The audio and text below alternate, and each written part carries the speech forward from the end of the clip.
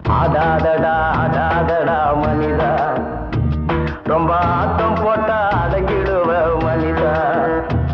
அந்த ஆண்டவன் தான் சாவி கொடுத்து ஆட்டி வைக்கிறான், ரொம்ப ஆடி விட்டா வாழ்க்கையதா ஊட்டி வைக்கிறான். ஆடாதடா ஆடாதடா மனிதா, ரொம்ப ஆட்டம் போட்டா அடங்கிடுவ மனிதா.